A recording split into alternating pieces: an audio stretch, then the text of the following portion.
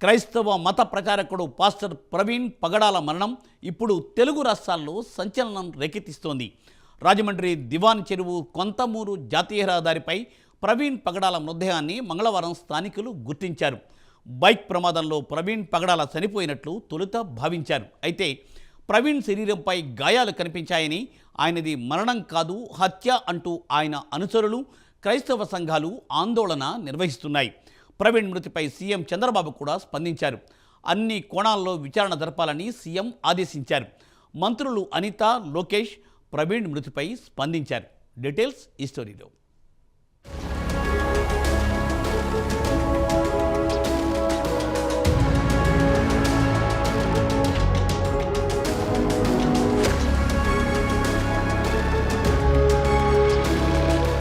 అంతర్జాతీయ క్రైస్తవ ప్రసంగికుడిగా పేరు తెచ్చుకున్న ప్రవీణ్ పగడాల తనకు ప్రాణహాని ఉందని ఇటీవల తన సోషల్ మీడియాలో పోస్ట్ చేశారు.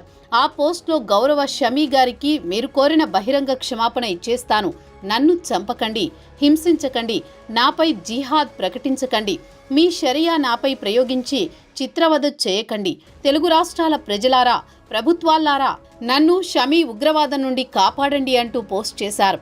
ముస్లిం ప్రజలారా నన్ను క్షమించండి, నేనిచ్చిన సమాచారాన్ని మళ్లీ పరిశీలించండి. చాలామంది కామెంట్స్లో విపరీత ఉగ్రవాద ధోరణి చూపిస్తున్నారంటూ ఫేస్బుక్లో మరో పోస్ట్ చేశారు ప్రవీణ్ పగడాల. ప్రవీణ్ ఈ పోస్టులు ఎందుకు పెట్టారు? ప్రవీణ్ చనిపోతే ఇంతమంది ఎందుకు ఆందోళన చేస్తున్నారు? బ్రాహ్మణులు, ముస్లింలపై ప్రవీణ్ అనుచిత వ్యాఖ్యలు చేశారా? అసలు ప్రవీణ్ రోడ్డు ప్రమాదంలో చనిపోయారా? హత్యకు గురయ్యారా? ప్రవీణ్ తల్లిదండ్రులది మతాంతర వివాహమా? కడపకు చెందిన ప్రవీణ్ మధ్యప్రదేశ్లోని ఇండోర్లో క్రైస్తవ మతబోధనలు చేయడానికి కారణమేంటి?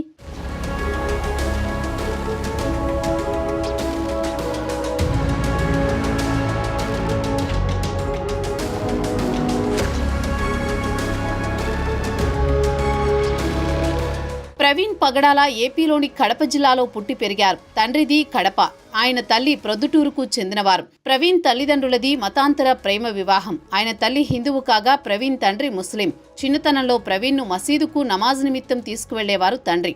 చిన్నతనం తర్వాత తండ్రి ఏమయ్యారు అనే విషయాలను ఆయన ఎక్కడా ప్రస్తావించలేదు. అన్నయ్య, తల్లితో పాటు ప్రవీణ్ పెరిగారు.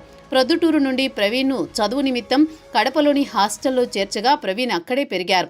చిన్నతనం నుండే అల్లరి, గొడవల్లో ఉండేవారు. ప్రవీణ్ ఒకసారి తన అన్నయ్యను కొట్టినందుకు ఒకరిపై స్నేహితులతో దాడి చేయగా ఆ వ్యక్తి పోలీసులకు ఫిర్యాదు చేయడంతో ప్రవీణ్ బంధువులు ఆయనను కేసు నుండి కాపాడారు. అలా ప్రవీణ్ వివిధ వ్యసనాలకు లోనవుతున్నప్పుడే ఇంట్లో వాళ్లంతా ఆయనను హైదరాబాద్ పంపించేశారు. ఆ సమయానికి ప్రవీణ్కు హల్లెలూయా అని చెప్పడం, తెల్లబట్టలు వేసుకోవడం, ప్రార్థనలు చేయడం అంటే అస్సలు ఇష్టముండేది కాదు.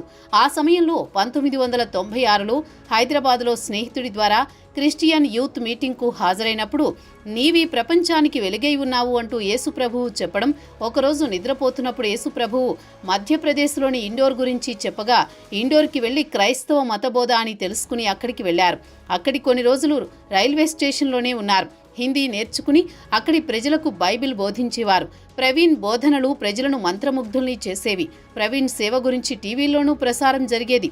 అక్కడి ఓ క్రైస్తవ పాస్టర్ కుటుంబం ప్రవీణ్కు ఆశ్రయం ఇచ్చింది. మంచివాడు కావడంతో తమ కుమార్తెను ఇష్టపడి పెళ్లి చేశారు. అలా 2006లో వివాహం జరిగింది.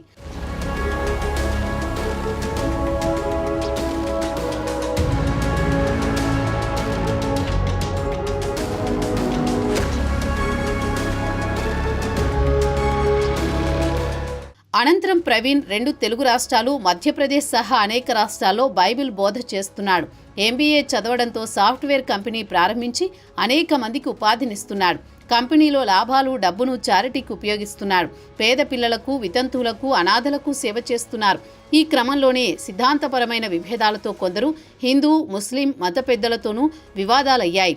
సిద్ధాంతపరంగా హిందూ, ముస్లిం విధానాలను వ్యతిరేకించడంతో షమీ అనే ముస్లిం వ్యక్తి ప్రవీణ్ను హెచ్చరించారని, వారే చంపి ఉంటారని క్రైస్తవ సంఘాలు ఆరోపిస్తున్నాయి. రాజమండ్రి దివాన్ చెరువు కొంతమూరు జాతీయ రహదారిపై ప్రవీణ్ పగడాల మృతదేహాన్ని మంగళవారం స్థానికులు గుర్తించారు. పక్కనే బైక్ ఉండడంతో బైక్ ప్రమాదంలో ప్రవీణ్ పగడాల చనిపోయినట్టు తొలుత భావించారు. అయితే ప్రవీణ్ పగడాల శరీరంపై గాయాలు కనిపించడంతో ఆయన అనుచరులు ఈ ఘటనపై అనుమానాలు వ్యక్తం చేస్తున్నారు. బైక్ మీద వెళుతున్న సమయంలో వెనుక నుంచి ఢీకొట్టి దాడి చేసి ఉంటారంటూ ప్రవీణ్ పగడాల సన్నిహితులు, అనుచరులు ఆరోపిస్తున్నారు. ప్రవీణ్ పగడాల ఒంటిపై గాయాలు ఉండడంతో సమగ్ర విచారణ జరపాలని డిమాండ్ చేస్తున్నారు.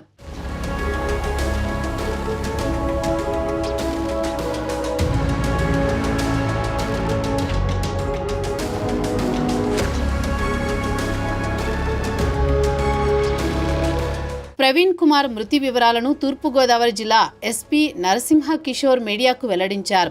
ప్రవీణ్ బావమర్ది ఫిర్యాదు చేయడంతో ఎఫ్ఐఆర్ నమోదు చేసినట్లు తెలిపారు. ఘటనా స్థలంలో డాగ్ స్క్వాడ్ క్లూస్ టీంతో ఆధారాలను సేకరించినట్లు తెలిపారు.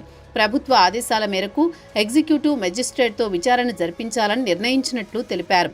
డాక్టర్ల బృందంతో పోస్టుమార్టం చేయించామని, ఈ ప్రక్రియ మొత్తాన్ని వీడియో రికార్డింగ్ చేయించామని వెల్లడించారు.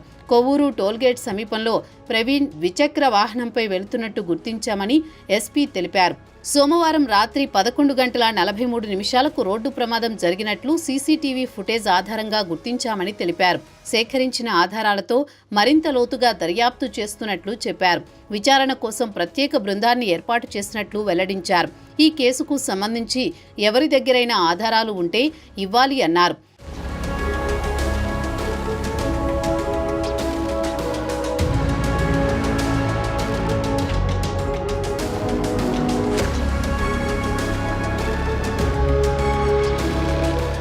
ప్రవీణ్ పగడాల మృతిపై సీఎం చంద్రబాబు విచారం వ్యక్తం చేశారు. పాస్టర్ మృతిపై అన్ని కోణాల్లో విచారణ జరపాలని ఆదేశించారు.